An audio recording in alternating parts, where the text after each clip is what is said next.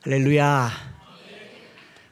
지난 주 중에 36번째 대구 사랑 걷기를 하였습니다. 하면서 17년 전에 처음 걸음했던 그 코스들, 그리고 또 뭐 더 늘어지기도 하고 줄어지기도 했지만 108km를 딱 맞추어서 35번째 102km를 걸었더니 누가 말하기를 6km 덜 걸었다 그래가지고 어거지로 108km를 딱 맞췄습니다. 제가 108km를 좀 피하는 이유 중에 하나는 어떤 스님이 굉장히 의미 있는 숫자라고 같이 걷자 하더라고요. 108km조차도 불교적인 것 같아서 조금 피하기도 하고 더 하기도 하는데 보태면 되겠다 싶습니다. 그렇게 처음 걸음 생각하면서 이렇게 걸었습니다. 이렇게 걷다 보니까 이 길을 이렇게 걸으면 찻길에 가다 보면 제 앞에 차를 세우고 누가 내리기도 하고 타기도 하잖아요. 좀 우스꽝스러운 상상이기는 하지만 저희 교회가 한참 어려울 때 우리가 가는 길에 누가 차를 세우면요, 그 사람이 혹시 귀인인가, 또 우리를 도와주러 오시는 누구인가, 이런 생각을 했었더랬습니다. 좀 부끄럽고 우스꽝스럽다고 말씀드리는 거예요. 또 저 사람이 또 우리 그때 뭐 교회 어려움을 돈가방 들고 오는가, 뭐 이런 생각을 하면서 세우는 차마다 유심히 쳐다봤었어요. 아니나 다를까 사람 내리고 타고 그냥 가고 정차하는 차였는데 옛날에 그랬다고 해요. 그때 일이 문득 떠오르더라고요. 지나가는 사람, 지나가는 차, 모든 것이 예사롭게 보이지 않았던 시절이 있었습니다. 그만큼 교회가 어려웠고 힘든 시기를 지나왔기 때문에 눈에 보이는 사람들이 다 하나님이 예비한 사람 같고, 또 눈에 보이는 일들이 다 하나님께서 준비하신 것 같은 그럴 때가 있었다라는 거죠. 지금은 그때보다 뭐 형편도 훨씬 나아졌고 함께 걷는 인원도 좀 적어졌기 때문에 누가 대구 사랑 걷기를 한다고 하면 식사도 대접하고 카드도 주고 또 물도 사다 주고 고마운 분들이 항상 있었지만 17년 전에는요, 그마저도 없었죠. 식사 때 밥 먹을 만한 재정도 없었기 때문에 집에서 밥을 해다가 차 한 통에 밥통에 들고 와서 길에서 밥을 먹기도 하고, 또 생생하게 기억나는 것은 닭을 집에서 삶아다가 그 찜통 들고 와서 길에서 닭죽을 먹었던 적도 있고, 그렇게 걸었던 걸음이 이제 36번째가 되었던 겁니다. 그러니까 그 길에 누가 만나는 사람을 향한 좀 유치하지만 오묘한 기대를 하는 게 또 제 마음이었다라는 거죠. 오늘 본문 사도행전 16장도 그와 유사할 것이다 생각을 합니다. 1차 전도 여행제와 전혀 다르게 하나님께서 드로아에서 사도 바울에게 환상을 보여주세요. 마게도니아 사람 환상이 이리로 건너와서 우리를 도우라. 그래서 마게도니아 환상을 본 후에 사도 바울은 그 마게도니아 지경에 가면서 그가 만나는 사람마다 이 사람이 그 사람인가 생각을 했겠습니까? 안 했겠습니까? 환상 가운데 봤잖아요. 정확한 뭐 실루엣이나 얼굴 모양은 모르겠지만 바울은 만나는 사람을 여사롭게 생각하지 않았을 것 같습니다. 그래서 항상 여기 16장에 나타나 있는 뭐 루디아라고 하는 자주옥감 장사, 귀신 들린 여종, 뭐 여기 간수들 보면서 바울은 이 사람이었을까? 이 사람 때문에 나를 하나님께서 이곳에 보냈을까라는 이 다양한 생각을 했었을 것 같아요. 그리고 이제 바울과 바나바가 복음을 전했던 1차 전도 여행은 주로 그들이 살고 있던 길리기아 다소와 구브로 섬, 그들의 이제 고향을 끼고 복음을 전했기도 했지만, 이 1차 전도 여행의 특징이 뭐냐면 많은 기적과 많은 능력이 나타났고 많은 사람이 주님 앞으로 돌아왔어요. 온 도시에 있는 사람이 주님 앞으로 돌아오는 집단적인 복음의 역사가 있었는데, 하나님께서 환상 가운데 건너가서 본 마게도니아 지경에서 이 16장 40절에 해당하는 구절에서 만난 사람이라고 해서 해봤자 뭐 루디아, 귀신 들린 여종의 주인 간수, 뭐 그 감옥에 있는 죄수들 몇 안 되고, 또 그것이 복음의 큰 열매라고 할 만한 것들이 없더라라는 거죠.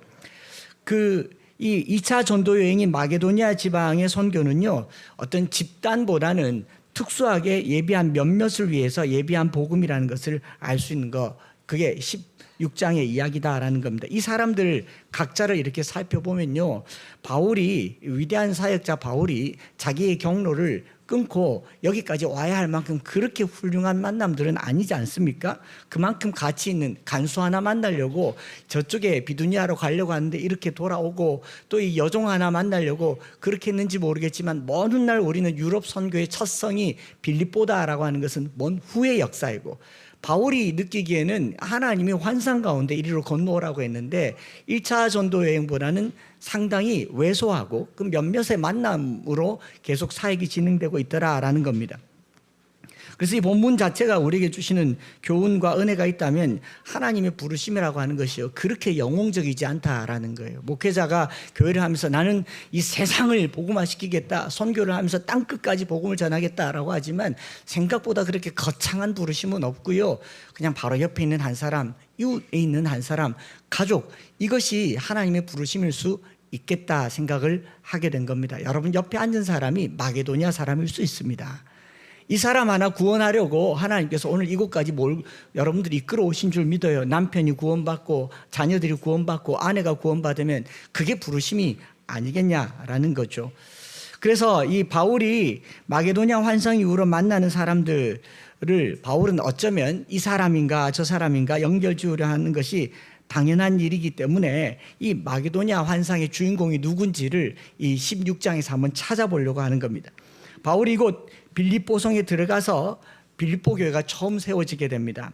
빌립보에서의 전도 과정을 살펴보면 이전의 전도 방식으로 전할 수가 없었어요. 왜냐하면 이 1차 전도 여행 때는 회당을 중심으로 복음을 전했는데 여기는 회당이 없는 겁니다. 그래서 16장 13절에 보면 안식일에 우리가 기도할 곳이 있을까 하여 문밖 강가에 거기 나가서 앉아 모인 여자들에게 말했다라고 말하잖아요.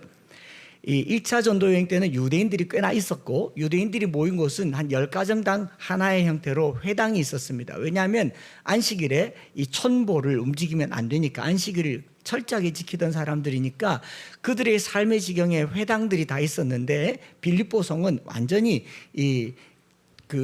이방의 로마의 속국 도시이기 때문에 유대인들이 많지 않았고 회당이 없었다라는 것이 이제 16장 13절의 이야기인 거죠. 그래서 회당이 없으면 그럼에도 불구하고 여호와를 경외하는 사람들이 집에 가만히 있은 게 아니라 어디든 찾아 나서죠. 주로 찾아 나선 곳이 성 밖의 강가이거나 아니면 산 혹은 숲에서 바위굴에 가서 안식일을 지키던 그런 이 습관들을 따라서 강가로 내려가게 되는 겁니다. 그래서 거기서 이제 만나게 된 게 기도처가 있는가 하고 강가에 나갔다가 거기 모인 여인들을 만나게 되고 그 가운데 루디아를 만난 거죠. 14절에 두아디라시에 사는 자색 옷감 장사로서 하나님을 섬기는 루디아라는 한 여자가 말을 듣고 있을 때에 주께서 그 마음을 열어 바울의 말을 따르게 하신지라 라고 말하잖아요. 바울이 이 여인이 마게도냐 환상의 그 주인공일까? 라는 질문을 가지고 있었지 않았겠습니까? 그래서 여기 만난 사람들, 여러분들은 누가 마게도냐 환상의 주인공인지 한번 객관식으로 제가 5종류의 사람들을 꺼내 볼 테니까 맞춰 보십시오. 요즘은 사지선다도 아니죠. 공무원 시험도 5개, 6개 중에 고르니까. 첫째로 하나님을 공경하는 루디아라고 하는 여인. 11절부터 15절에 루디아, 하나님을 공경하는 여자라는 표현으로 이방인으로 유대교에 개종한 사람을 주로 하나님을 공경하는, 하나님을 경외하는 사람, 고넬료도 그렇게 표현을 썼지 않겠습니까? 그래서 이방인으로 개종한 사람인데 이 루디아의 고향이 두아디라여서 거기서 옷감을 떼어왔고 염료 중에서도 비싼 염료, 주로 황제와 귀족들이 입는 이 자색 염료로 처리된 이 비단을 취급하는 일을 하는, 요즘으로 치면 고급 비단 장사, 포목점 장사, 그러니까 뭐 그럴 수도 있고, 요즘 칼라를 중요하게 여기는 명품으로 친다면 칼라 오브 베네똥, 뭐 그런 일을 하는, 장사를 하지만 아주 돈을 잘 버는 부유한 여인이었습니다. 나중에 바울이 감옥에 갇혔을 때 연보를 내어서 바울의 옥바라지를 도왔던 사람도 바로 이 루디아였습니다. 이 여인의 가정이 나중에 빌립보 교회가 돼요. 더 나아가서 빌립보는 유럽 첫 성의 전도의 시작이 되는 겁니다. 이 여인과의 조우가 마게도냐 성의 환상이었을까? 그럴 수도 있지 않겠습니까? 바울이 이 여인과 하는 게 시작이겠거니 생각해 볼 수도 있습니다. 그런가 하면 또 다른 한 여인, 점치는 요종을 만납니다. 16절부터 18절에 이 요종은 종으로서 주인의 이익을 위해 이용당하는 사람입니다. 귀신이 들렸기 때문에 자기의 삶이 없었습니다. 육체적으로는 노예이고 영적으로는 귀신에 사로잡힌 사람이었습니다. 근데 본문을 우리가 수요일 날 말씀 모임하면서 성도분들이 이렇게 질문을 한 걸 들으니까 주인이라고 하지 않고 주인들이라고 얘기를 하더라고요. 종은 하나인데 주인이 많다. 이게 뭘까를 생각하게 돼. 한 여종을 주인들이 공유했다란 말은 이 여인은 귀신에 들렸을 뿐만 아니라 정신도 온전치 않아서 이 사람 저 사람들에게 인권이 유린당한 여인인 거죠. 이 사람에게도 종이고 이 사람에게도 종이란 말은 어디 가서든지 종노릇하는 여인, 그리고 이 여인을 부리는 사람들이 다 주인 행세하는, 정말 자기의 삶이라고는 전혀 없는 귀신 들렸고 정신 나간 여자였을 수도 있겠다 생각을 하는 겁니다. 이 여인에게 바울이 한 일이 뭡니까? 예수 그리스도의 이름으로 귀신을 쫓아냅니다. 점치는 이 여인은 장래일을 말할 수 있었지만 정작 자기의 장래는 알지 못했던 갇힌 사람이었습니다. 노예였고 여종이었습니다. 바울의 빌립보 사역이 이 귀신 들린 여인에게 자유를 선하는 것, 어쩌면 이것이 마게도니아 사역의 또한 마게도니아 사람이었을 수도 있죠. 그러니까 바울이 보는 환상 중에 마게도니아 이 여인이 이리 와 그랬을 수도 아니겠습니까? 이 사람일까요? 또 세 번째로 바울이 만났던 사람들 중에 어떤 사람이 있는가? 19절부터 24절에 여종의 주인들이라는 표현이 있죠. 귀신을 쫓아내고 이 여인에게 선한 일을 했는데 오히려 주인들에게 고발당하고 매를 맞고 감옥에 갇히게 됩니다. 이 여종의 온 생애가 지옥 같은 귀신의 속박 속에 있다가 지금 자유로워졌어요. 여러분 집에 혹시 누가 귀신 들려서 장래일을 말해준다 하면 좋아라고 있겠습니까? 귀신이 들렸는데요. 내 여종이 귀신 들려서 이 여종을 자유케 했으면 고맙다라고 해야 되지만 그렇지 못하더라라는 겁니다. 정작 이 여종은 귀신의 속박에 있었지만 이 여종의 주인들은 자신의 이득에 속박당하고 있었죠. 자신의 이윤과 자신의 수익에 속박당했기 때문에 이것이 끊어지자 분노하게 되는 것을 보게 됩니다. 마치 나간 귀신 다시 불러와야 될 판이에요. 귀신이 나갔어요. 그런데 막 때리니까 잠깐만 내가 다시 불러줄게 뭐 이런 분위기 아니겠습니까? 그런 상황에 이 주인들이 상관에게, 집정관이라고 하는 상관에게 20절과 21절에 보면 이 사람들이 유대인인데 우리 성을 심히 요란하게 하여 로마 사람인 우리가 받지도 못하고 행치도 못할 풍속을 전한다 해서 때리고 옷을 찢고 착고에 베어서 깊은 옥에 가둔 이 사람들이 여종의 주인들입니다. 여종은 귀신에게 사로잡혔지만 이 주인들은 물질에 사로잡혀 있었던 거죠. 오늘 사람을 움직이고 요란하게 하는 큰 요소 중에 하나가 물질이라는 것을 우리가 부인할 수가 없습니다. 물질의 유익, 돈 되는 일, 또 내게 돈을 만드는 그 일이 어찌 보면 귀신보다 더 강력한 거죠. 그래서 제가 본문을 보니까 귀신보다 더 큰 힘이 돈이구나.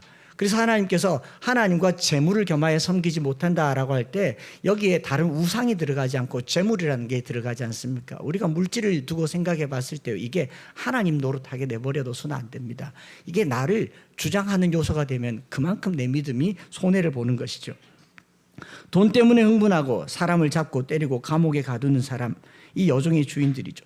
이런 사사로운 이익과 이익에 사로잡힌 사람들을 위해서 바울이 왔을 수도 있죠. 오늘날 자본주의라고 하는 자본시장에 자본보다 중요한 것은 신분이라는 것을 가르치는 게 부르심일 수도 있지 않겠습니까?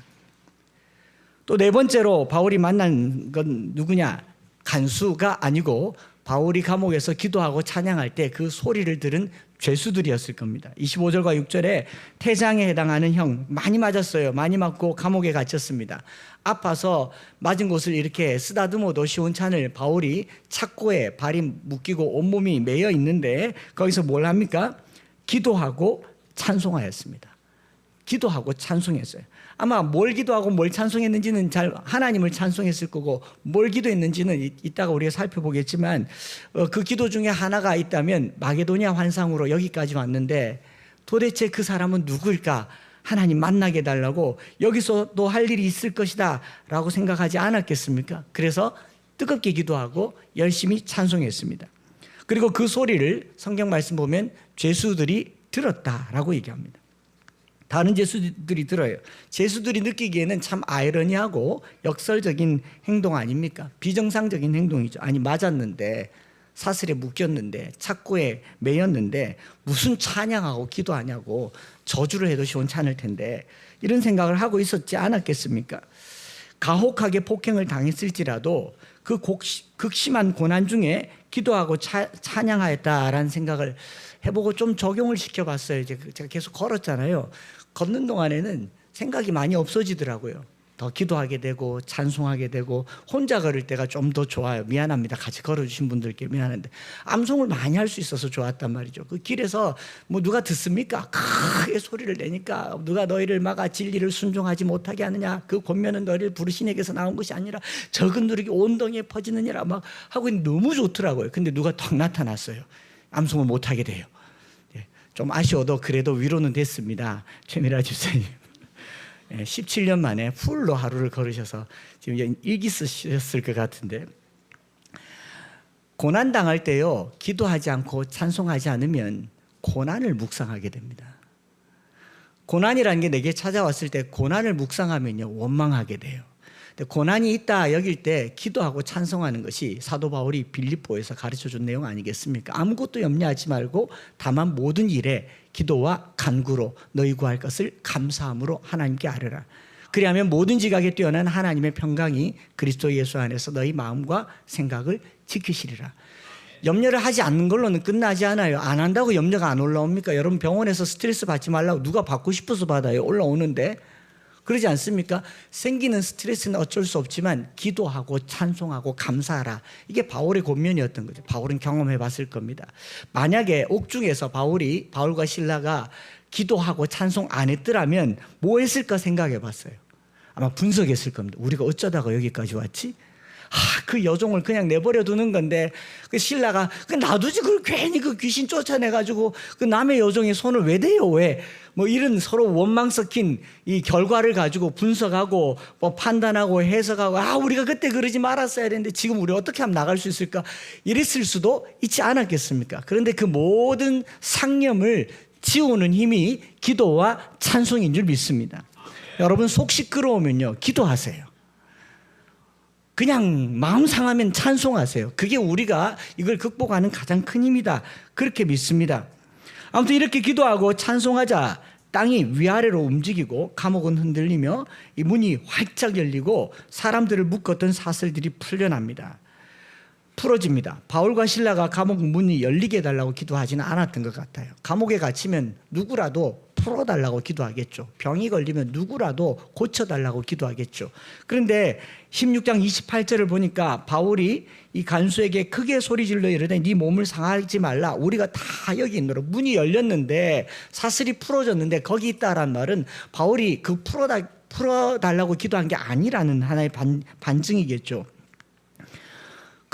그와 유사한 또 다른 본문 감옥에서 나온 이야기 사도행전 12장을 보면요 자고 있던 베드로를 천사가 깨우고 사슬을 풀어주고 옥문을 열고 길거리에 나올 때까지 인도해 주잖아요. 그런데 지금 바울과 실라가 감옥에 갇혀 있었고 찬송하고 기도했는데 땅이 흔들리면서 바울과 실라만 풀려난 게 아니라 감옥들의 문이 다 열렸습니다. 근데 죄수들이 저희들이 보니까 다 그대로 있다. 우리가 다가 바울과 실라만일까를 두고 본다면 아니라고 하는 게 뭐냐면요. 다른 죄수들도 도망갔으면 바울과 실라는 그대로 있고 다른 죄수들이 도망갔으면 간수는 죽어야 마땅하죠. 아무도 도망가지 않았다는 겁니다. 지금 기도와 찬송의 결과로 옥문이 열렸지만 이것은 그들의 기도 제목에 해당하지 않았다. 이게 무슨 이야기일까?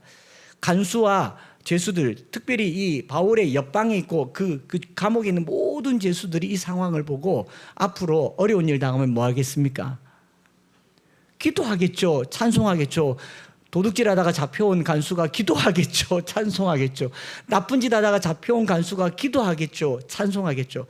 이 사람들도 바울에게 준비된 마게도냐 사람일까? 그래서 어떤 사람은 교정 선교를 하는 분도 있잖아요. 그분들을 위해서. 그런가 하면 바울이 만났던 또 한 무리의 사람이 있다면 바로 간수였을 겁니다. 27절부터 34절에 이렇게 감옥 문이 지진 가운데 열리자 간수가 깜짝 놀라죠. 그래서 자고 있었던 것 같습니다. 깨어서 문들이 열린 걸 보니까 기겁을 합니다.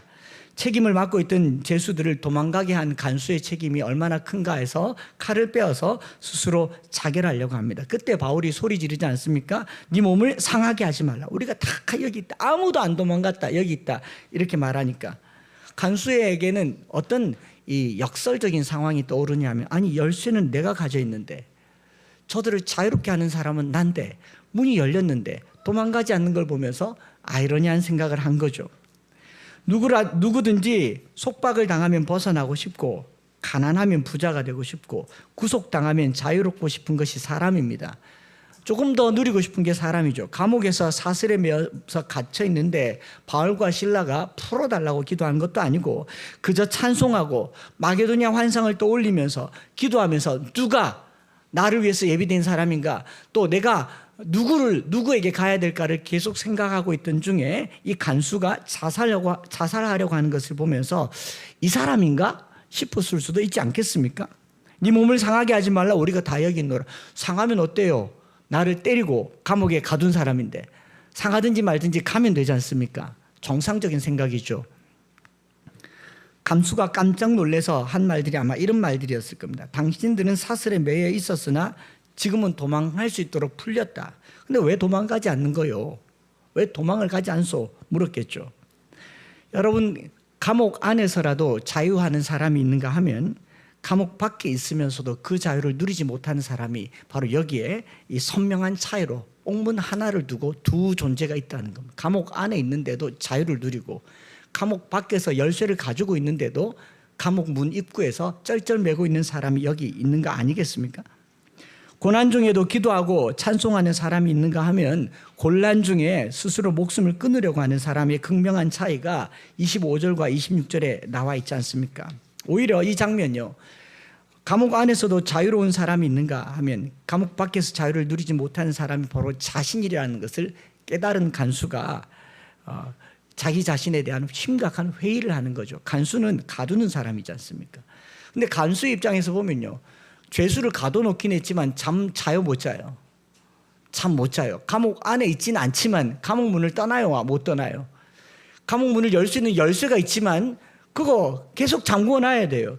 그러니까 정작 자신의 인생 열쇠인 목숨줄은 구원하지 못한 채 타인을 가둬놓기만 하는 자기 자신이 나와 있는 게 간수와의 만남. 어쩌면 바울이 이 사람을 마게도냐 환상의 주인공으로 여겼는지도 모르겠습니다.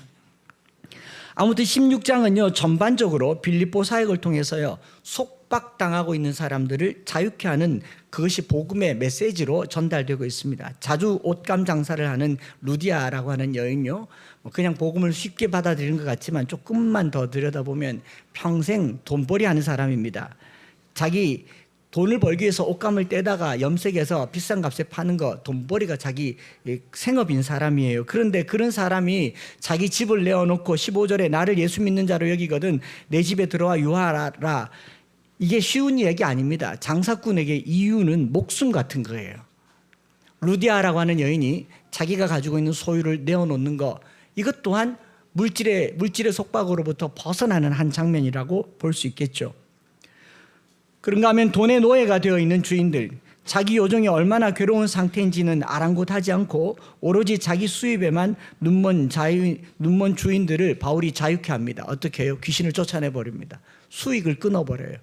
여러분, 수익에 매여 있는 사람은 그 수익에 매인 것을 끊어버리는 제일 좋은 방법으로 수익이 끊어지면 됩니다. 그러지 않습니까? 애들한테 폰 빼앗잖아요. 하지 말라가 아니라 바울은 원천을 끊어버리죠. 또 귀신에게 사로잡혔던 여인의 귀신을 쫓아내는 것도 사로잡힘으로부터 풀려나는 겁니다. 그리고 조금 전에 봤던 이 감옥에 갇혔다고 해서 바울과 실라의 자유는 구속되지 못했지만 간수는 감옥 밖에 있으면서도 구속되어 있는 그 간수에게 복음을 전하고 구원이 전해지는 내용, 요 5부류의 사람들 보면서요, 누가 과연 마게도냐 사람입니까? 누가 바울이 봤던 그 환상의 주인공이겠습니까? 저는 1번, 2번, 3번, 4번, 5번이라고 뭐라고 말은 안 하겠지만 이 상황에서요, 30절에 간수가 한 말, 그들을 데리고 나가 이르되 선생들이여 내가 어떻게 하여야 구원을 받으리까? 구원에 대하여 궁극적인 관심과 질문을 가진 사람이 마게도냐 사람입니다. 이 간수가 남긴 한마디 말요, 내가 어떻게 하여야 구원을 얻으리까? 이때 바울이 간수에게 주 예수를 믿으라, 그리하면 너와 내 집이 구원을 얻으리라고 말한 이 복음, 그 복음이 간수에게 핵심이 되었던 거죠. 루디아, 빌립보 교회의 시작이었던 루디아보다 어떻게 하여야 구원을 얻으리까 한 이 말 한마디 때문에 바울은 마게도니아에 왔을 수가 있겠다 생각을 해봤습니다. 간수는 사람을 가두고 지키는 사람입니다. 문을 열고 닫는 권세를 가졌습니다. 그러나 정작 자기는 옥문 앞에서 그냥 매여 있는 그런 아이러니한 현실을 보면서요, 도대체 그 구원이라는 게 뭔지 근원적인 질문을 던지게 되는 거죠. 어떻게 해야 옥문을 열 수 있는지. 이 간수라면요, 여러분 이쯤 되면 와, 어떻게 열었어요? 신기하네. 그 기도 나도 좀 하게 해줘요. 할 수 있지 않겠습니까? 가령 제 주위에 누군가가 기도해서 은사가 있어서 뭐 옥문도 열고, 누가 말하기를 뭐라더라? 자기는 다른 사람의 물건을 복주는 그런 은사가 있대요. 그분이 기도하면 그 물고가 그렇게 트인대요. 제가 좀 받아올까요? 자기는 안 된대요. 나 관심 많습니다. 지금 상황이면. 그런데 이 간수가 옥문이 열렸으면 어떻게 옥문이 열렸는지, 또는 뭐 어떻게 기도하고 찬송하면 땅이 진동하냐, 어떻게 땅이 진동해요? 어떻게 하면 귀신을 쫓아낼 수 있는지, 이런 걸 물었어야죠. 근데 간수가 뜬금없이 어떻게 하여야 구원을 받으리까라는 질문을 합니다. 이것도 수요일날 모임하면서 이 질문이 왜 생뚱맞냐라는 걸 질문을 하게 됐고, 그걸 가지고 꾸준하게 묵상해 보니까 이렇더라고요. 제가 신학대학원 다닐 때 저희 한 학기만 저희를 가르치시고 이제 다른 미국으로 가셨던 김세윤 교수님이라고 턱수염이 더부룩한 신학자가 있습니다. 지금도 세계적인 신학자이고 바울 신학으로 퓰러에서 강의를 하고 계신 지금 할아버지죠. 완전 꼬부랑 할아버지인데 우리나라에도 뭐 TV에 여러 번 나오셨는데, 그 김세윤 교수님이 이제 한국에 계실 때 평신도를 대상으로 강연한 내용이 책으로 엮여졌고, 그 책이 지금도 베스트셀러 중에 하나죠. 이 구원이란 무엇인가라는 책이에요. 구원이란 무엇인가. 이 구원에 대한 이야기를 하고 있던 거죠. 여러분 워낙 뭐 교회를 오래 다녀서 구원 그냥 따놓은 당상처럼 생각하고 다니겠지만, 이 간수가 물었던 어떻게 하여야 구원을 얻으리까라는 이 질문이 내 마음을 울리지 않으면 사실 우리가 과연 예수 믿는 사람인가 고민해 보아야 될 지점입니다. 그래서 제가 어제 이걸 또 차근하게 다 읽어봤습니다. 읽어보니까 이 책 리뎀션, 구원이라고 하는 그 개념은 포괄적인 개념으로 모든 악과 고난에서 해방되는 것을 말한다. 그 악과 고난이라는 것을 어떻게 말하냐면요, 우리 인생은 거짓, 증오, 개인의 결핍이나 아픔, 이웃과의 갈등, 사회적, 국가적, 국제적 차원의 갈등 등 여러 가지 모양으로 나타나는 악과 고난에 쌓여 짓눌려 있다. 이걸 좀 쉽게 표현하면 이 교수님이 이렇게 말하죠. 감기에 걸리면 목이 따갑고 콧물이 나며 머리가 아프는 등 감기에 대한 여러 증상들이 나타납니다. 그렇죠? 그래서 그런 증상들이 나타나면 우리는 감기에 걸렸다. 감기의 병균이 우리 몸속에서 역사하고 있는 거지 않습니까? 우리가 그것과 싸우고 있는 거죠. 그러면서 우리 인생이라고 하는 것은 죽음의 병균이 우리 속에 역사해서 노쇠 현상들과 질병들을 유발해서 온갖 형태의 악과 고난을 낳는다라고 말하고 있습니다. 그러므로 모든 악과 고난의 현상들은 죽음의 증상들이요, 우리가 그런 악과 고난에 짓눌리고 있다는 것은 우리가 지금 죽음의 힘 아래 놓여 있다는 것이고, 마치 감기에 걸리듯이 우리가 죽음에 걸려 있다라는 것을 말한다. 죽음에 걸려 있다. 참 적절한 표현이 아닌가 싶습니다. 저와 여러분들이 죽는 거는요, 이 죄 때문이잖아요. 그래서 이 사도 바울이 로마서에 죄의 삭은 사망이요, 하나님의 은사는 그리스도 예수 안에 있는 우리 주 안에 있는 영생이다라고 말한 게 이 죄의 결과다. 바로 죽음이라고 하는 거죠. 그러므로 이 책에서는 우리가 지금 살아있다고 하지만 사실은 벌써 죽음에 걸린 자들입니다. 여러분 죽음 걸렸어요. 안 죽을 것처럼. 여러분 죽어요. 죽음에 걸렸다고요. 80평생 또는 90평생을 지내고 무덤에 이르는 것은 우리 가운데 지금 역사하는 죽음의 병균이 확산되어 우리의 존재를 완전히 점령한 결과다. 너무너무 명쾌하게 죽음에 대해서, 질병에 대해서, 이 사회에 대해서 잘 말해준 거죠. 그런 점에서 본다면 우리는 우리의 이 수명이 다해서 육신이 죽는 것이라고 하는 이것은요, 현재 우리 상태가 죽음의 상태로 계속하고 있는 거죠. 여러분 죽을 병에 걸렸습니다. 암병에 걸려만 죽는 게 아니라 여러분 다 죽을 병에 걸렸다고요. 죽음에 이르는 병에 걸렸다고요. 그래서 이것을 우리는 죄의 삭시라고 하잖아요. 죄의 삭은 사망이요, 하나님의 은사는 우리 주 예수 그리스도 안에 있는 영생이라고 말하면서요, 이 책에서 그러면 이 죄라고 하는 게 뭔가를 또 그 한 단계에 다가가서 설명을 해요. 죄와 악의 본질을 뭐라고 말하냐면 자기를 주장하려는 의지, self-assertive will이란 말 써요. 죄와 악이라고 하는 게 뭐냐? 자기를 주장하려고 하는 의지. 우리가 자유의지를 가졌지만 그 자유의지를 가지고 선악과를 따먹었기 때문에 하나님께 대한 인간의 독립선언을 죄라고 얘기합니다. 참 명쾌하지 않습니까? 하나님께 대한 인간의 독립선언. 선악과 따먹을 때 이 독립선언이 바로 뭐냐면 하나님과 같이 되려고 하는, 이게 죄의 특징이다라는 겁니다. 마치 내가 하나님인 것처럼, 뭐 기도 좀 하면 자기가 하나님이 된 것처럼, 또 뭐 이렇게 강단에서 말씀을 전하면 저 또한 내가 하나님인 것처럼, 이게 죄의 본성이라고요. 죄의 본성. 이런 욕망들이 계속 올라오는 것을 아담의 욕망이라고 하면서요. 정작 우리의 영적인 실체를 대면해 본다면 저와 여러분들은 다 죽을 병에 걸린 사람들이죠. 죽을 병이. 그래서 이 책 두 번째 챕터에 보면 이런 말을 합니다. 그러면 사람은 어떻게 구원을 얻을 수 있는가? 제가 죽음에 대한 이야기를 계속하니까 뭐 어떻게 이 죽음의 문제를 해결할 수 있는가? 나를 믿는 자는 죽어도 살겠고 살아서 나를 믿는 자는 죽지 아니하리니 네가 이것을 믿느냐? 요한복음에 말했지만 우리가 말하는 이 죽음에 이르는 이 병을 어떻게 구원 얻는가? 그래서 두 번째 챕터 제목이 사람은 스스로 구원할 수 있는가? 라고 질문을 던져요. 이 질문에 인간은 스스로 구원받을 수 없음을 밝히면서요. 이렇게 말합니다. 우리를 구원할 수 있는 힘이 있다면 우리에게는 애초부터 구원받아야 할 이유가 발생하지 않았을 것이다.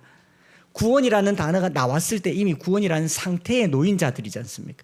우리 스스로 구원받을 만한 힘이 있으면 이런 용어를 쓸 이유가 없다라는 말을 쓰면서 이것도 논리적으로 선명하게 말을 해놓았지 않습니까? 그러면서 인간은 스스로 구원 얻을 수 없는 자체적인 모순을 가진 존재이기 때문에 구원이 무엇인가라는 말을 할 때 우리 밖에서 엑스트라노스, 우리 밖에서 우리를 위하여 누군가 구원해 줘야 구원받을 수 있다. 마치 감옥에 갇혀있는 사람은 밖에서 열어줘야 구원을 얻을 수 있는데 간수는 이 열쇠로 바울과 실라의 문을 열어준 게 아니라 하나님이 열어주셨으니까 도대체 나는 이 열쇠를 가지고 당신을 열지 않았는데 당신의 구원은 무엇입니까? 어떻게 해야 이 감옥에서, 인생이라고 하는 감옥에서 구원을 얻을 수 있습니까? 라고 묻는 거죠. 그것이 바로 예수 그리스도라고 얘기하는 겁니다. 사도행전에서 간수가 말한 선생들이여 내가 어떻게 하여야 구원을 받으리까라는 질문이 간수에게 나타났다라고 얘기를 하는 겁니다. 저와 여러분들이 한 주를 지내면서요, 우리의 삶의 여러 영역에서 어떻게 하면 구원을 얻을 수 있을까 늘 물어보시기를 축복합니다. 이것은요 따놓은 당상이 아니에요. 구원을 따놓은 당상처럼 미리 뭐 부모님 때부터 쌓아둔 마일리지처럼 내 신앙의 경력처럼 내 기도의 뭐 역량처럼 마일리지 신앙으로는 구원과는 전혀 상관없습니다. 구원은 은혜로 받죠. 그런데 은혜로 받은 이 구원은 지속성이 있고 신실하며 충성스러움을 말하고 있다라는 겁니다. 무슨 자격 획득하듯이 구원을 말하지만요, 이 땅에 사는 동안 죽을 병에 걸린 저와 여러분들은 옥문의 열쇠를 가졌지만 옥문을 떠나지 못하고 옥에 갇힌 사람처럼 살아가고 있는 저와 여러분들은요 계속 물어야 됩니다. 어떻게 해야 구원을 얻을 수 있습니까? 그래서 책 저 뒷부분에 보면 이미와 아직이라는 표현을 써요.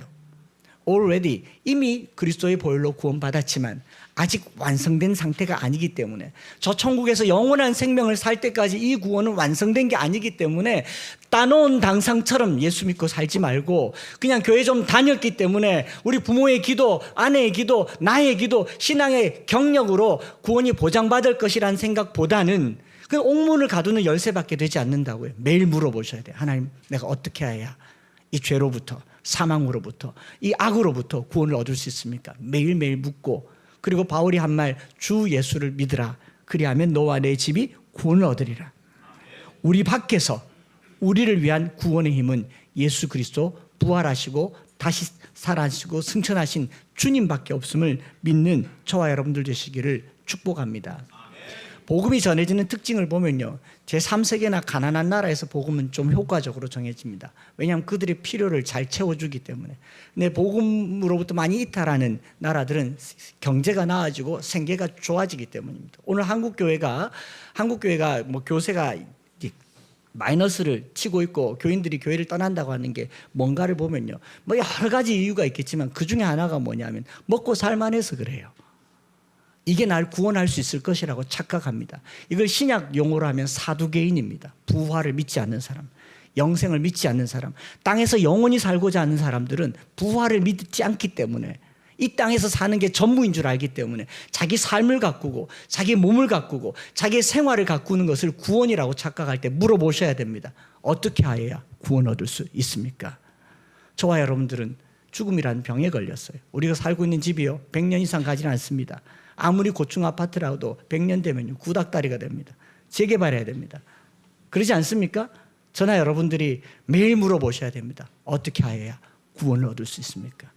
옥문의 열쇠를 가졌지만 하늘로부터 열리는 하늘의 문의 열쇠를 가지시기를 축복합니다. 그리고 예수님을 믿는다고 하는 것이 단회적인 그로 일어난 사건이 아니라는 거죠. 한번 구원의 역사가 시작되면요, 그 후로 지속되는 믿음으로 살아가는 것을 바로 구원이라고 얘기합니다. 2주 전에 올포원 녹화할 때 믿음이란 무엇인가, 피스티스란 말은 충성스럽다라는 말과 어근을 같이 하고 있습니다. 믿음이라고 하는 것은 단회적으로 믿고 그냥 구원 얻는다 이런 게 아니라고요. 한번 믿으면 끝까지 가는 걸 믿음이라고 한다고요. 이 믿음이 흔들리기 때문에 우리가 흔들린다라는 말을 쓰는 거예요. 근데 우리 장로교회가 마치 구원파 교리처럼 오늘 영접하면 천국 티켓을 따놓은 것처럼 살아가는데 그렇지 않다라는 겁니다. 매일 물어보셔야 돼요. 어떻게 해야 나는 구원을 얻을 수 있을까? 제가 여러분들에게 겁주려고 하는 말 아니에요. 우리의 구원은 하나님께서 우리를 붙잡아 주셨을 때, 그것이 지속될 때 나타나는 것입니다. 끊임없이 꾸준하게 어떻게 해야 구원을 받으리까 물어보고 그 질문을 할 수 있는 사람이 바로 마게도냐 사람입니다. 그렇게 매일같이 질문하는 사람들에게 예수 그리스도의 복음은 마게도냐에서 만난 복음이 될 줄 믿습니다. 저와 여러분들이 이거 꼭 붙들어 갔으면 좋겠어요. 이제 기도하려고 합니다. 하나님 한 번도 나를 실망시킨 적 없으시고 언제나 공평과 은혜로 나를 지키셨네. 우리의 믿음은 신실하지도 충성스럽지도 못해요. 그런데 하나님께서 우리에게 믿음을 주셨을 때는 그 신실함과 충성스러움으로 계속 믿게 하는데, 그 믿음이 이 땅에서 구원을 완성하기 위해서 날마다 자기를 쳐서 복종하게 하고, 내가 지금 가지고 있는 것이 고작 옥문 열쇠밖에 되지 않고 이 옥문 열쇠 앞에서 벌벌 떨면서 아무것도 할 수 없는 내 자신이라는 것을 알 때에, 하나님, 내가 어떻게 하여야 구원 얻을 수 있습니까? 어떻게 하여야 내가 구원에 이를 수 있습니까? 인간 밖으로부터 우리를 위하여 구원의 힘이 와닿는 것. 오 신실하신 주, 오 신실하신 주, 내 너를 떠나지도 않으리라, 내 너를 버리지도 않으리라. 하나님이 약속을 붙들고 매일같이 구원의 반열에 이르고 구원에 대해서 자문하고 또 구원을 누리는, 이미 구원받았지만 아직 완성되지 않은 이 구원의 삶을 매일같이 살아드리는 저와 여러분들 되시기를 축복합니다.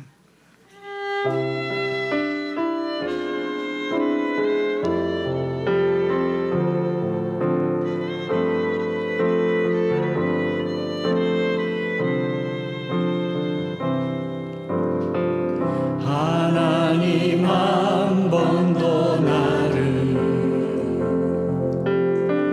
실망시킨 적 없으시고 언제나 공평과 은혜로 나를 지키셨네. 지나온 모든 세월들 돌아보아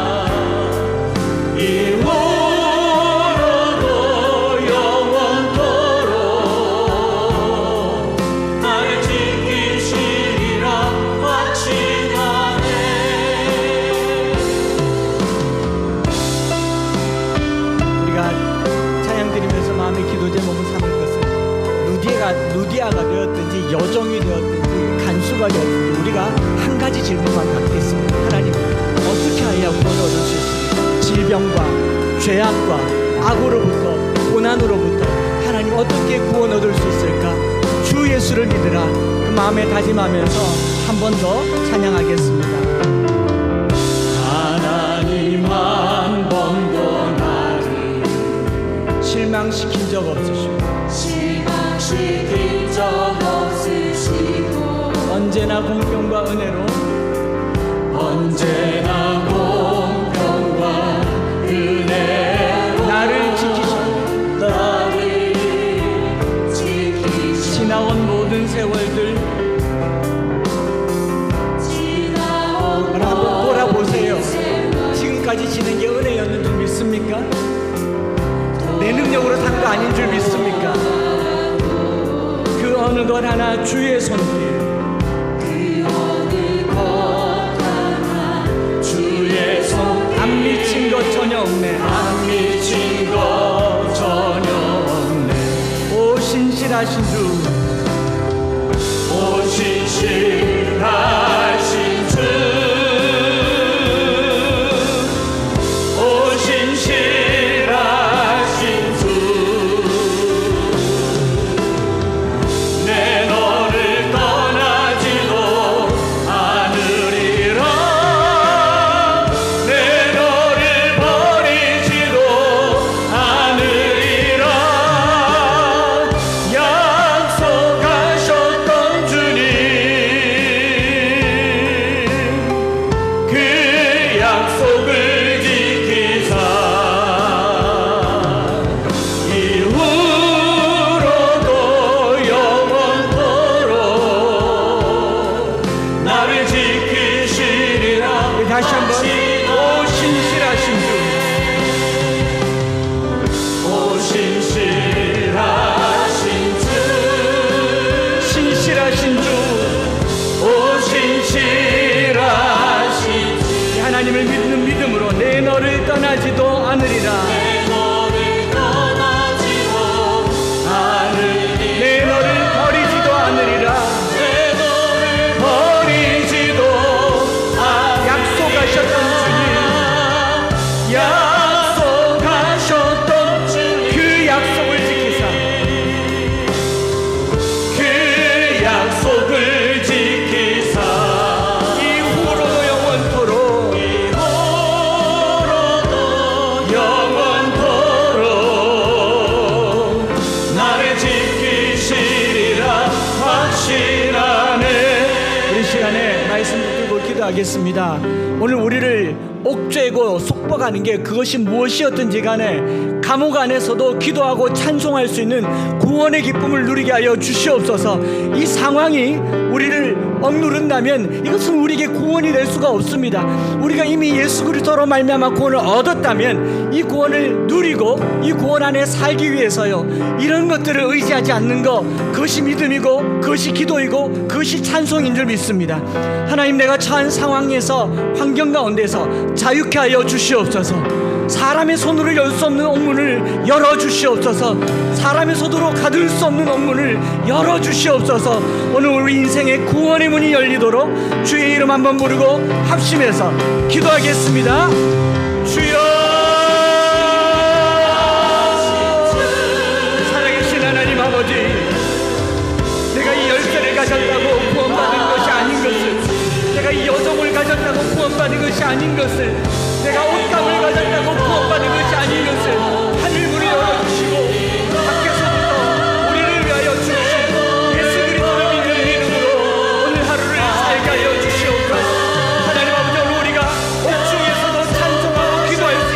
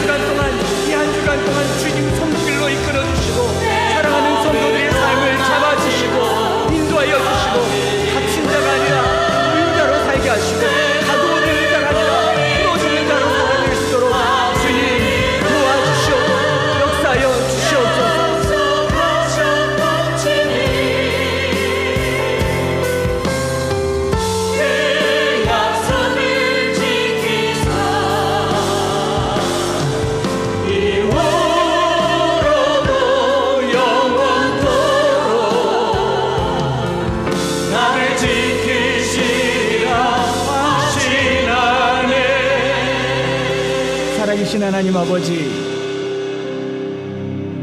가둘 수 있으나 갇히지 않았으며 거느릴 수 있으나 귀신이 떠나가고 자유를 얻은 것처럼, 내가 가진 많은 자색 옷감이 나를 구원할 수 없었던 것처럼 오늘 집을 내어놓고 삶을 내어놓고 열린 옥문 사이에서 어떻게 해야 구원을 얻을 수 있을까 날마다 고민하며 질문하며 주 예수를 믿으라, 우리를 위하여 죽으시고 다시 살아나시고 승천하시고 다시 오실 주님을 믿는 믿음이 오늘 우리의 삶에 참 자유가 되게 하여 주시옵소서. 하나님, 내가 처한 삶이 나를 가둘 수 없는 것은 밖으로부터 우리를 위하여 오신 그리스도 예수의 보혈을 믿기 때문인 줄 믿습니다. 오늘 그 믿음을 가지고 한 주를 살아드릴 때에 하나님, 어떤 것도 나를 가둘 수 없으며 어떤 것도 나를 구속할 수 없으며 하늘 문을 열고 땅의 문을 여는 우리 모든 성도들이 되게 하여 주시옵소서. 옥문의 열쇠를 가졌지만 하늘문의 열쇠를 가지신 주 예수 그리스도 그 이름을 붙들고 살게 하여 주시옵소서. 하나님 앞에 예물을 구별하여 드립니다. 우리의 사랑이고 관심이며 하나님을 향한 우리의 신앙 고백이 되게 하여 주옵소서. 우리의 믿음의 분량이 되게 하여 주시고 믿음을 가지고 드려진 것마다 하나님 놀랍게 역사하여 주시옵소서. 하나님, 우리가 교회를 위해서 큰 뜻을 품었습니다. 욕심낸 것도 아니고 또 느닷없이 일어난 것 같지만 하나님께서 정하신 섭리를 따라 순종하려 합니다. 여러 여건과 환경 가운데 하나님 인도하심을 따라갈 수 있도록 주님 역사하여 주시고, 물질이 닿는 곳마다 다음 세대뿐만 아니라 이 땅의 교회들의 귀히 쓰임 받도록 축복하여 주시옵소서. 이구동성으로 어렵다고 하는 시절을 보내지만 어려움 속에서도 하나님의 은총을 덧입는 우리 성도들 되기를 원합니다. 7년의 기근 속에서도 풍족한 7년의 삶을 살았던 요셉의 때와 같이 사랑하는 성도들의 삶이 어려움 속에 더 빛나는 삶이 될 수 있도록 축복하여 주시옵소서.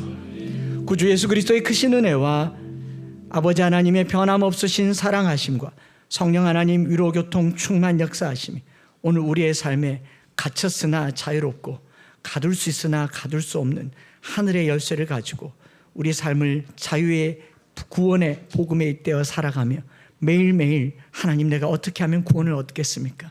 하나님, 내가 어떻게 하면 이 질병으로부터, 이 죄악으로부터, 이 삶의 질고로부터 구원 얻겠습니까? 묻고 질문하고 예수의 이름 붙들고 살아가기를 소망하는 사랑하는 모든 성도들 머리 위에 이제로부터 영원토록 함께 있을지어다.